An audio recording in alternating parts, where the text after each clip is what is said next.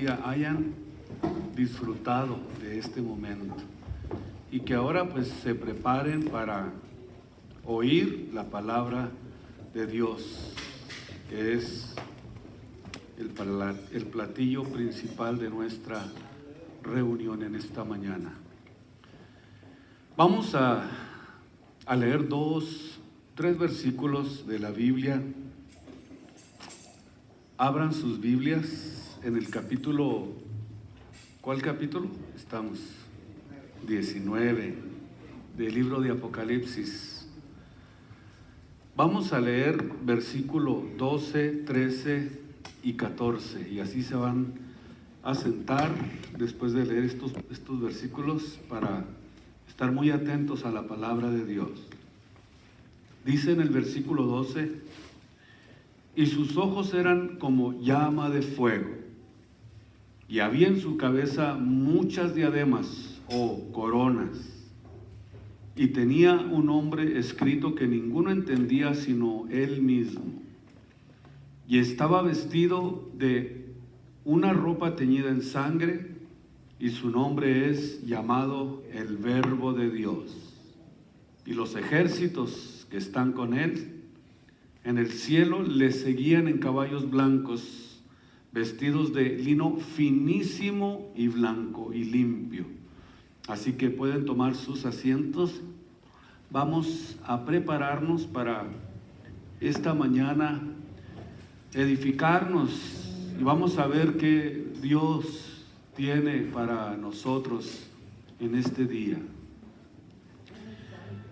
Vamos a hablar nuestra segunda etapa acerca del regreso de nuestro Señor Jesucristo, o su segunda venida a esta tierra. Y hablábamos del regreso triunfal de nuestro Señor Jesucristo, se recuerdan ustedes, en un caballo blanco. ¿Qué simboliza el caballo blanco? ¿Símbolo de qué? De victoria y de triunfo, ¿se recuerdan ustedes? Era una procesión tradicional en Roma cuando alguno de sus generales volvía victorioso de una guerra. Y esa es precisamente la ilustración que nos está dando la Biblia acerca de nuestro Señor Jesucristo. Viene en caballo blanco, símbolo de victoria, de triunfo, de guerra y de justicia, para destruir toda la maldad humana. Y dice la Biblia que con justicia juzga y pelea. Vamos entonces a continuar aquí en el versículo 12, donde nos habla de otra descripción, de otra forma de describir a Jesús. Y dice que sus ojos eran como llama de fuego. La Biblia nos enseña, claramente que los caminos del hombre están delante de Dios. Proverbios 5:21 dice que Él considera todas las veredas. En otras palabras, estos ojos como llama de fuego están precisamente delante de toda la tierra. No hay nada oculto que no sea manifestado en su presencia. Lo dice en Hebreos capítulo 4, versículo 13, que no hay cosa creada que no sea manifiesta en su presencia. Antes todas las cosas están desnudas y abiertas a los ojos de aquel a quien tenemos nosotros que en algún momento de nuestras vidas darle cuentas. En otras palabras, no hay nada, absolutamente nada, que se escape de la visión profunda y penetrante de nuestro Señor Jesucristo. En Jeremías 17:10 dice que nadie va a ser juzgado injustamente. Fíjese bien, qué interesante, porque lo que está diciendo el profeta Jeremías aquí en el capítulo 17, versículo 10, que él escudriña cada uno de los corazones. Conoce absolutamente todo lo que hay en nuestro interior y puede discernir perfectamente los pensamientos de cada uno para poder Dios así hacer un juicio justo sobre nosotros. No puede Dios hacer un juicio injusto. Cada quien va a recibir de acuerdo al fruto de sus obras. Nadie va a ser juzgado injustamente. Y Dios, será el juez final del pecado del hombre. Él es el que finalmente, cuando se abra el juicio del gran trono blanco, entonces dice la Biblia que cada uno dará razón de todas sus acciones, de todo lo que haya hecho mientras estuvo en esta tierra por medio del cuerpo, 2 Corintios 5:10, sea bueno o sea malo. Un juez justo, un juez que no va a juzgar a nadie de ninguna manera injustamente. O sea que todas las acciones son probadas por Él. Viene con ojos como llama de fuego porque viene a juzgar. A eso viene. Viene a juzgar los secretos más íntimos de nuestras vidas, de nuestro corazón. En Jeremías 24, versículo 23, dice: ¿habrá alguna cosa oculta que Dios no la pueda mirar? Esto es interesante lo que está diciendo el profeta Jeremías. ¿Será que acaso existe algo escondido de Dios y que no pueda ser visto ni reconocido por Dios? Esto necesitamos nosotros verlo a través de la Biblia para entender la importancia que tiene precisamente lo que es esa vista fulminante, penetrante de Dios, que no puede haber nada escondido que no sea manifestado por Él. ¿Esconderáse alguno en algún lugar, en algún escondrijo donde yo no lo vea? ¿No hincho yo, dice el Señor, toda la tierra? ¿A dónde vamos nosotros a huir de la presencia de Dios? ¿Será posible que si hacemos un túnel y nos metemos debajo de la tierra, podremos acaso de esta forma escondernos de Dios? Lo que podemos entender acerca de lo que está hablando Jeremías, que si será posible o habrá alguna cosa que hagamos a escondidas que Dios no la vea. ¿Será que pensamos que si nos escondemos de las personas para hacer malas acciones, no vamos a ser vistos por Dios? El salmista decía: ¿a dónde oiré de tu espíritu? ¿Y a dónde oiré de tu presencia? Si me subo a los cielos, ahí estás tú. Y si en el abismo hiciere estrado, dice, allí estás tú también. ¿Cómo puedo yo esconderme de la presencia de Dios? Es imposible que nosotros nos escondamos de la presencia de Dios, y necesitamos vivir conscientes de la presencia de Dios en todo lo que hacemos para poder nosotros aprender a vivir en santidad. No existe ninguna otra forma en que nosotros aprendamos a vivir piamente mientras no estemos conscientes de que Él está viendo cada una de nuestras acciones, cada uno de los pensamientos, porque dice la Biblia que Él escudriña cada uno de los pensamientos del hombre. Cada uno de esos pensamientos Dios lo está viendo, y por eso necesitamos entender lo que dice el apóstol Pedro en primera de Pedro capítulo 1 versículo 17, donde dice: y si invocáis por Padre a aquel que sin excepción de personas juzga según la obra de cada uno, vean ustedes lo que dice el apóstol: conversad o diríjanse o caminen, muévanse en temor todo el tiempo, cada instante de nuestra peregrinación. En otras palabras, lo que el apóstol Pedro está diciendo, que el temor de Dios es precisamente el saber y estar conscientes de que Dios me está viendo. Aunque no haya testigos en nuestro alrededor, y aquel que ama a Dios no necesita que lo ventanee. El que ama a Dios no necesita testigos del estilo de vida que vive, porque vive con temor de Dios y sabe y está consciente de la presencia de Dios en su vida y en su corazón.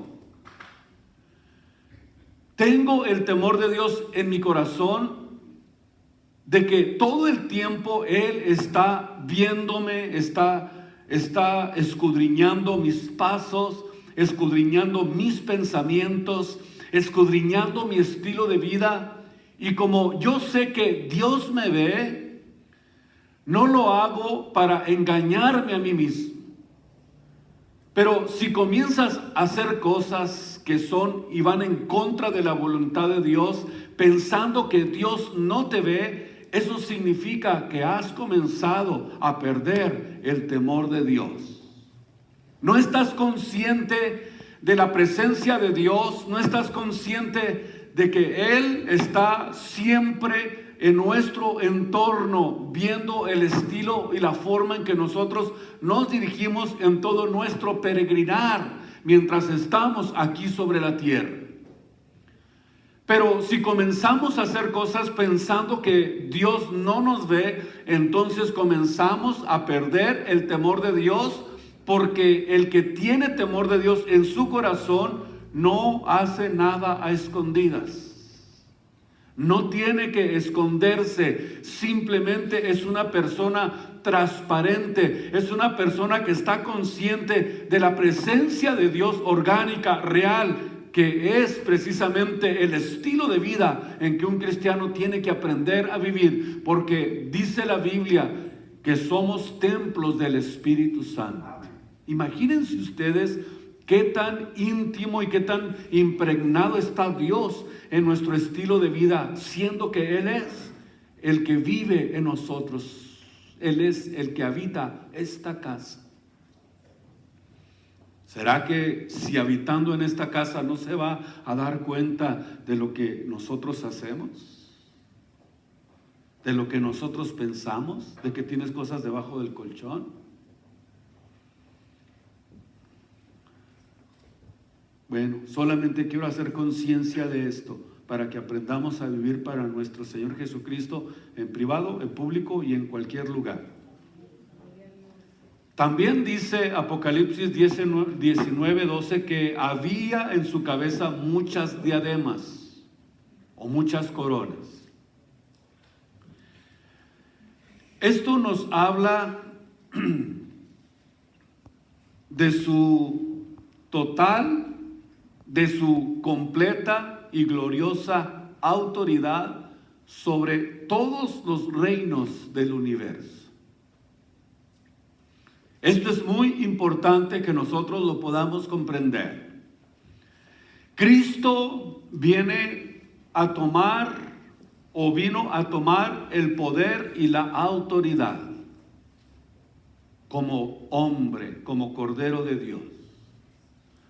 Lucas 10:17 dice que toda potestad me es dada en el cielo y en la tierra. Eso significa que Él pudo lograr llegar a la medida de un anciano de grande edad para poder tomar esta autoridad, para poder tomar el control sobre todos los reinos. Por eso es que Él vino a tomar el poder y la autoridad de todos los reinos del mundo. La tierra de acuerdo a lo que estamos comprendiendo acerca de la segunda venida de nuestro Señor Jesucristo, en su venida será completamente liberada de la esclavitud del pecado.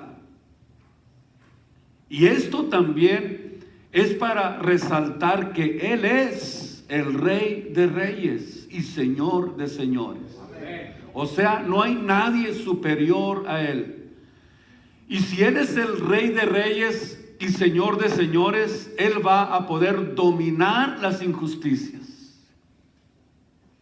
Por eso viene, a establecer un reino aquí por 1000 años. Para que a través de ese tiempo nosotros disfrutemos y aprendamos, porque nunca vamos a dejar de aprender a cómo nosotros vamos a reinar en la eternidad. En las enseñanzas anteriores yo les he dicho que el tiempo en que Cristo establece su reino milenial es para entrenarnos a reinar. Vamos a tener 1000 años de enseñanza, de cercanía, de comunión con Él, para enseñarnos cómo nosotros vamos a entrar a ese reino eterno que Él ha preparado, pero durante 1000 años. Ya el que no aprende en 1000 años, de plano, ¿no? Sería imposible no poder prepararnos. Va a ser como si fuera el tiempo donde Cristo se comienza a relacionar más profundamente con sus redimidos. Hay quienes han dicho, es como la luna de miel de Cristo con su iglesia por 1000 años. Y de esta manera dominar todas las injusticias del mundo, controlar completamente y liberar a la tierra completamente de la esclavitud del pecado. Ahora entiendo por qué dice que toda la creación está esperando ¿qué? La manifestación de los hijos de Dios. Cuando hablamos de diademas, nos enseñan, que Él será el único rey gobernante en toda la tierra, en todo el universo, y que todas las coronas de todos los reyes no se las merece. No se merecen ese lugar, no se merecen reinar, porque siempre a través de los siglos lo único que han hecho los hombres es corromperse. Cuando suben al poder se llenan de autoridad, se llenan de egoísmo y solamente piensan en corromperse, y viene la corrupción, viene el enriquecimiento ilícito, viene la forma de gobierno más antidemocrática que podemos nosotros ver, y más en nuestros países. Por eso llega un presidente que comienza a poner en función la democracia y se enojan las avispas, se alborote el avispero, porque ya no va a haber dinero. Porque empieza a trabajar de acuerdo a lo que Dios había establecido. Cuando Dios le puso reyes a Israel, Dios nunca estuvo de acuerdo, pero lo toleró. De tal manera que llegó estos reyes a dominar la tierra, las monarquías, y se enseñorean de los pueblos. Son injustos. Hay pobreza extrema en muchos países, y sin embargo los reyes viviendo como viento en popa, gastando millones y millones de dólares, y muchos muriendo de hambre. Por eso Él viene a establecer un reino justo, para que cada uno de nosotros aprendamos a practicar este estilo de vida que Dios quiere que nosotros aprendamos, porque nosotros no somos de las tinieblas, somos de la luz, y estamos aprendiendo a ser justos. Estamos aprendiendo de Él, para que cuando el tiempo en que venga este reino, nosotros nos demos cuenta que todos aquellos que antes nos gobernaron no se merecen ese lugar. No merecen llevar estas coronas. Todas le pertenecen a nuestro Dios y Salvador Jesucristo. Por eso ahora entendemos lo que Dios está comenzando a hacer y está comenzando a establecer desde este momento. En Apocalipsis 11:16 vemos que los 24 ancianos estaban sentados delante de Dios en sus sillas o sus tronos y se postraron sobre sus rostros y adoraron a Dios, diciendo: te damos gracias, Señor Dios Todopoderoso, que eres, que eras y que has de venir, porque has tomado tu grande potencia y has reinado. Y se han airado las naciones, y tu ira es venida, y el tiempo de los muertos para que sean juzgados, y para que les des el galardón a tus siervos los profetas y a los santos y a los que temen tu nombre, a los pequeñitos, a los grandes, y para que destruyan los que destruyen la tierra. Escuchen ustedes, para que acabes con aquellos que han destruido la tierra. Esto claramente podemos ver el juicio con el que Cristo viene a juzgar. Juicio, viene con juicio, y por eso está coronado con todas las diademas, con todas las coronas, porque Él es el único Rey que se merece la gloria, la honra y la adoración. A Él sea la gloria en esta preciosa mañana. En el versículo 13 dice también que estaba vestido de una ropa teñida en sangre, y su nombre es llamado el Verbo de Dios. Dice que su ropa estaba teñida en sangre. Esto es muy importante que podamos de alguna forma describir. No solamente significa redención, porque habla de su sacrificio, de su cruenta muerte descrita en Isaías 53, donde fue despreciado, desechado de los hombres, varón de dolores, experimentado en quebrantos, y como que escondimos de él su rostro. Fue menospreciado y no le estimamos. Como cordero fue llevado al matadero, y como oveja delante de sus trasquiladores enmudeció, no abrió su boca. Este sacrificio que fue llevado a cabo por Jesús nos habla precisamente del precio que Él tuvo que pagar para poder adquirir la redención, para poder tomar toda la potestad, para poder tomar todos los reinos. Pero para eso tuvo que ser azotado. Dice la Biblia que cuando lo azotaron, los látigos romanos tenían puntas de acero y de hueso que se incrustaban en las espaldas de aquellos que azotaban, y cuando se incrustaban, se enredaban, lo jalaban y hacía grandes surcos en sus espaldas y por todo su cuerpo. Fue totalmente desfigurado. Isaías 53 describe exactamente. En Lucas 23:34 dice que repartieron entre sí sus vestiduras echando suertes.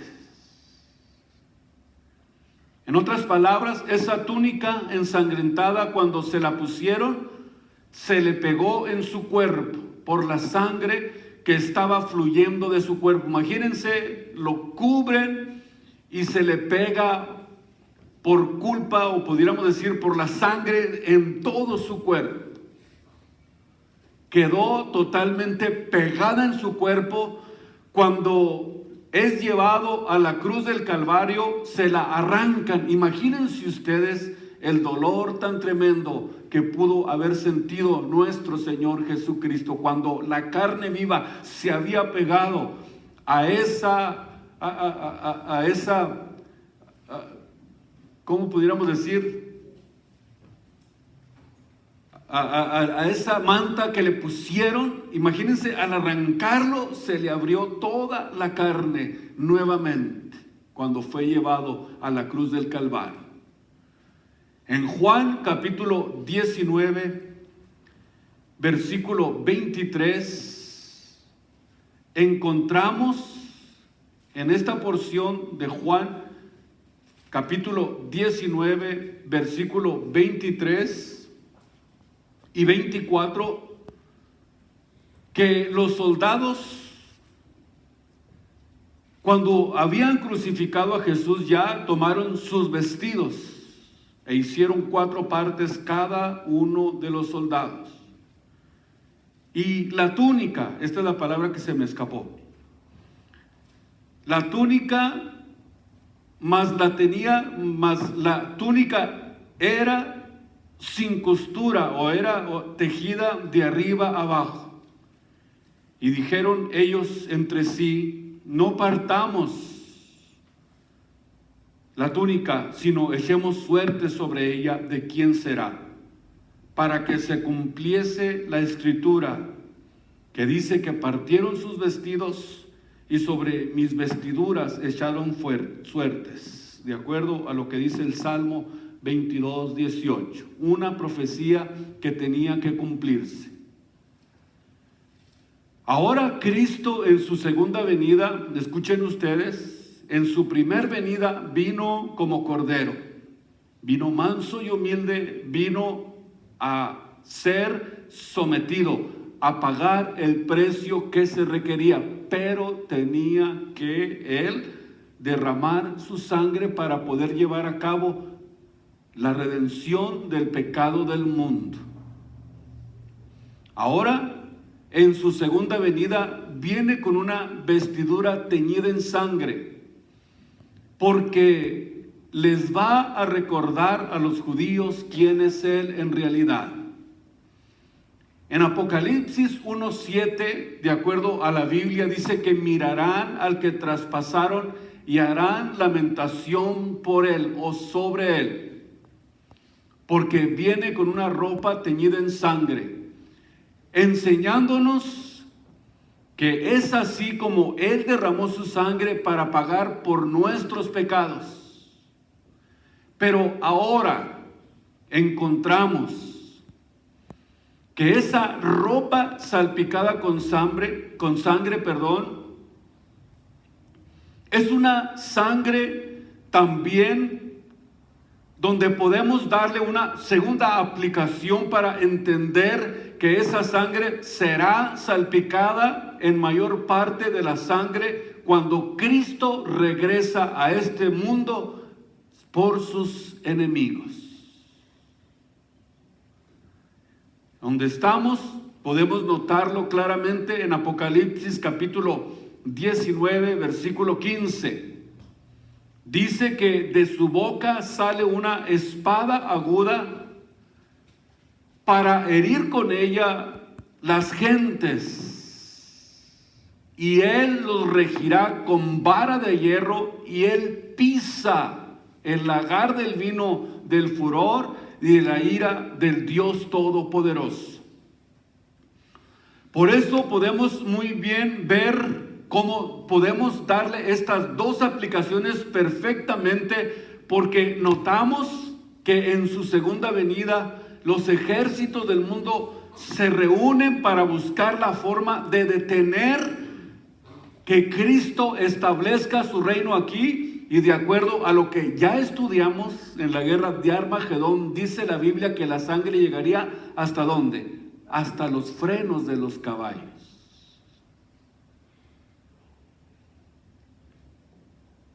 Y esto es precisamente lo que podemos nosotros hablar o recordar acerca de lo que Isaías escribió más de 600 años antes de la venida de Cristo, en el capítulo 63 del libro de Isaías.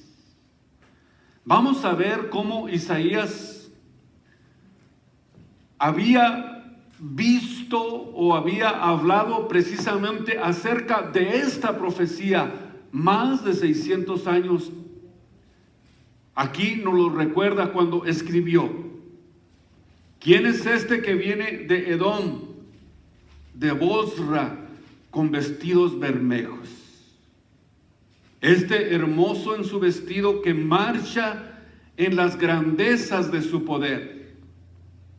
Yo, el pueblo que hablo de injusticia grande para salvar. Porque es bermejo tu vestido y tus ropas como las que han pisado el lagar. Pisado yo solo el lagar, y de los pueblos nadie fue conmigo. Pisélos con mi ira y hollélos con mi furor, y su sangre salpicó mis vestidos y ensucié todas mis ropas. Qué impresionante lo que está hablándonos el profeta Isaías. Naturalmente que esto es y tiene que ver con la segunda venida de nuestro Señor Jesucristo. Y esta sangre que salpicaron sus enemigos, que es Edom, representa a un pueblo que aborrece a Dios. Escuchen ustedes, un pueblo que aborrece a Dios. Bosra era su capital. El Mesías, que viene como el vengador, que se acerca a Jerusalén para reinar, porque va a establecer su reino precisamente en la ciudad de Jerusalén. Viene para reinar tras haber vengado a su pueblo. Escuchen, después de haber vengado la sangre de los mártires por causa del evangelio de nuestro Señor Jesucristo, de todos sus enemigos.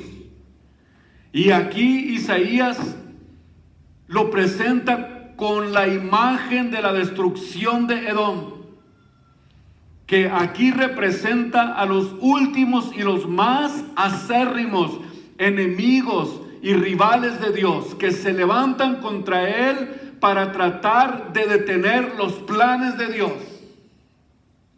Enemigos acérrimos, rivales de Dios y de todo aquel que sirve a Jesucristo. En otras palabras, acérrimos enemigos también de todo el pueblo de Dios, de todo su pueblo.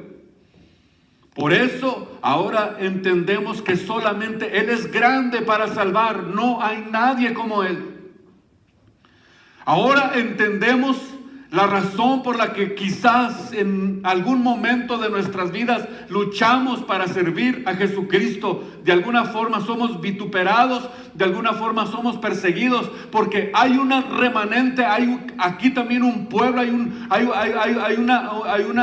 una generación, hay una simiente que también detesta lo que es de Dios, y por eso es que Dios tiene que venir a establecer su reino, acabar con la maldad, terminar con los pecadores para poder lograr lo que Él planeó desde el principio. Por eso termina diciendo, y su nombre es llamado el Verbo de Dios. ¿Quién es el Verbo de Dios? Es la palabra que se hizo carne. Es la palabra que habitó entre nosotros y vimos su gloria, gloria como del unigénito del Padre, lleno de gracia y de verdad. Es precisamente Cristo, el Rey de Reyes y Señor de Señores. La palabra verbo es la palabra logos del griego y significa conocimiento.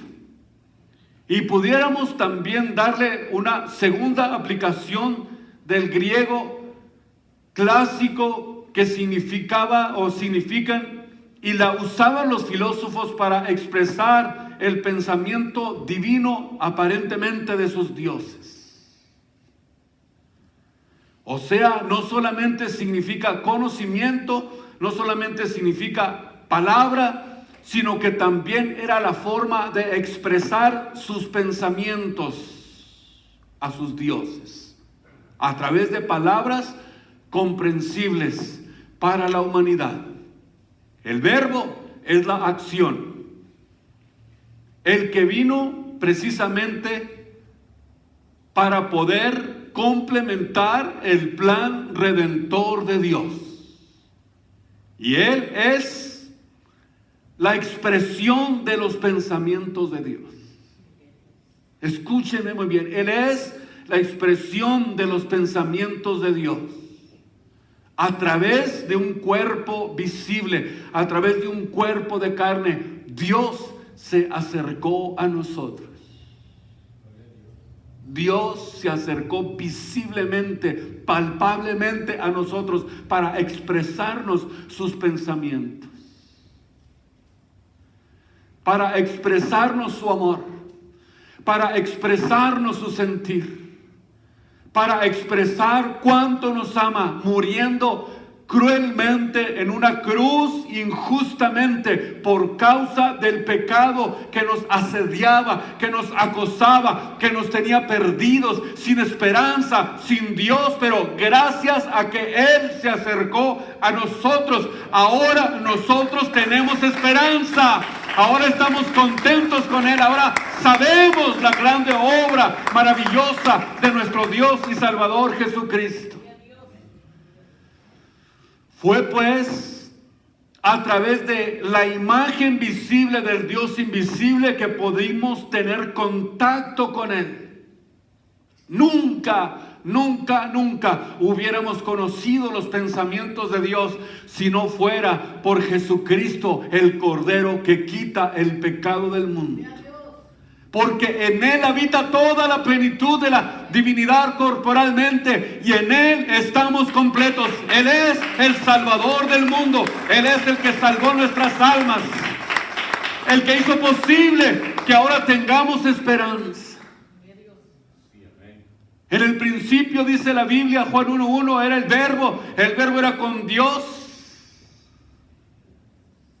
Quiere decir que la palabra de Dios, los pensamientos de Dios, la expresión de Dios tenía un plan de redención, y lo iba a hacer solamente a través de un cuerpo visible, a través de un cuerpo puro, santo, inocente, apartado de los pecadores, capaz de poder derrocar el pecado, capaz de destruir el imperio de la muerte que reinaba sobre nosotros, y a través de su muerte destruir ese imperio de muerte que nos gobernaba. No podíamos deshacernos de ese imperio de muerte, pero gracias al sacrificio de Jesús, ahora nosotros somos libres del pecado y de la muerte, y nos dio vida juntamente con Él, para que podamos disfrutar, óigame bien, de una vida eterna que ya nos pertenece.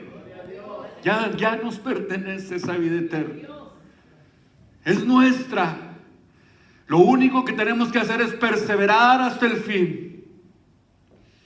El que perseverare hasta el fin va a poder alcanzar, poder lograr, alcanzar y poder disfrutar de esa victoria maravillosa a la cual Cristo nos ha llamado.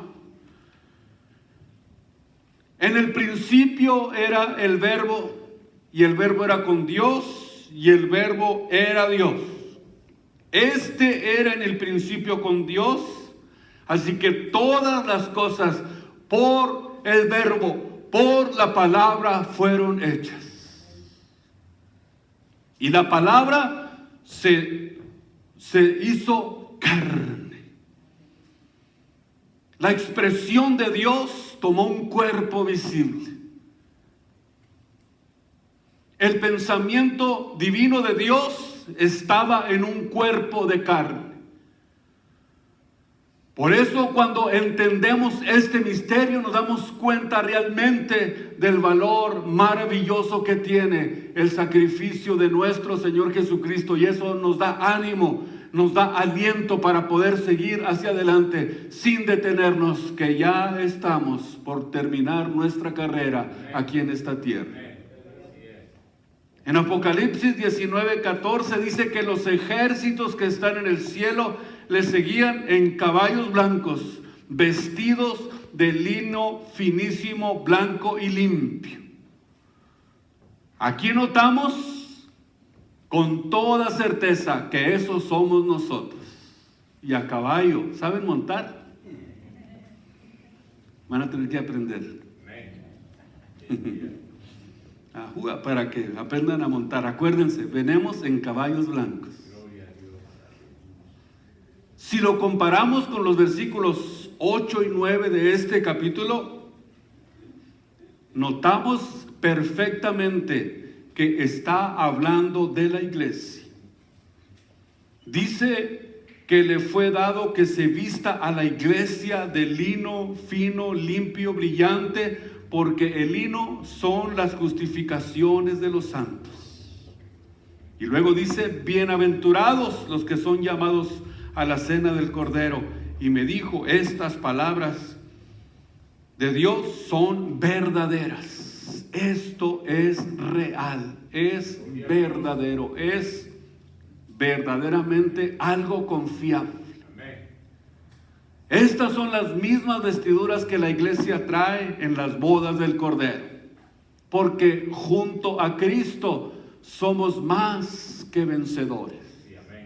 Escuchen ustedes, Él viene a vencer, Él viene a pelear, viene un ejército con Él, pero notamos que este ejército está conformado por sus redimidos, su iglesia. Y de acuerdo a lo que estamos viendo en la Biblia, no venimos armados. El único que viene armado con una espada, ¿quién es? Jesús. Díganme si no es realmente algo maravilloso entender que Él es el que pelea por nosotros. Somos más que vencedores por medio de aquel que nos amó. No regresamos con Él para ayudarlo, Él es suficiente.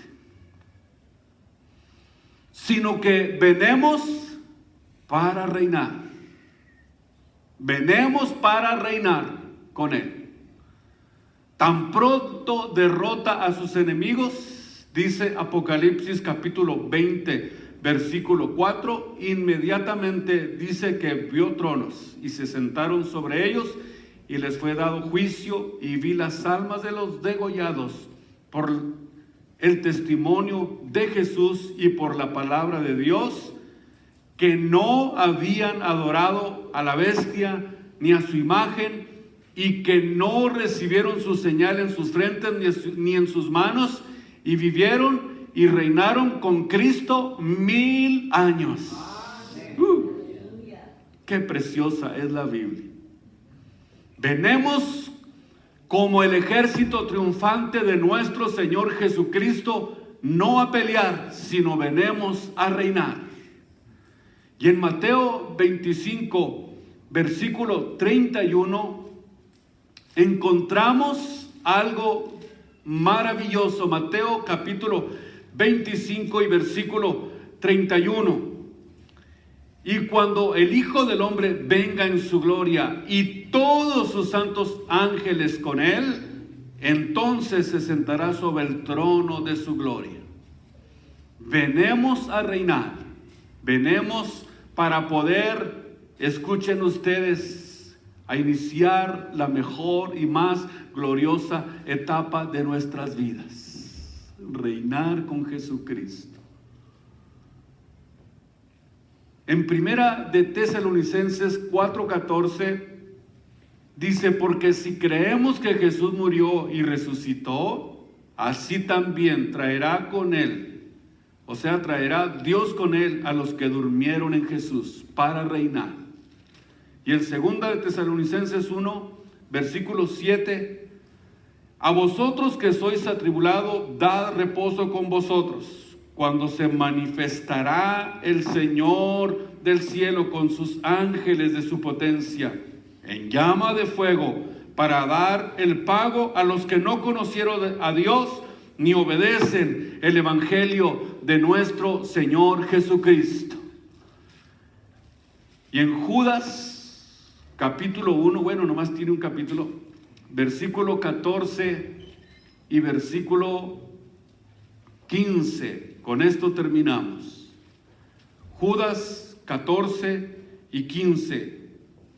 donde dice, de los cuales también profetizó Enoc, séptimo desde Adán, diciendo, he aquí el Señor es venido con sus santos millares, o millares y millares de santos, a hacer juicio contra todos y a convencer a todos los impíos de entre ellos tocante a sus obras de impiedad que han hecho impíamente, y a todas las cosas duras que los pecadores impíos han hablado contra él. El juicio de Dios está cerca sobre esta tierra, pero la iglesia le dice, ven Señor Jesús. No es un juicio para nosotros, porque no hay condenación para los que están en Cristo Jesús. Lejos de nosotros desear que Cristo no venga, nosotros le decimos, ven Señor Jesús. El que tenga sed, venga y beba. El Espíritu y la iglesia dicen, ven. Y Jesús nos responde, ciertamente vengo en breve, y mi galardón conmigo para recompensar a cada uno según fuere su obra. Ven Señor Jesús. Ven Señor Jesús. Aquí te esperamos. Pónganse de pie en esta tarde.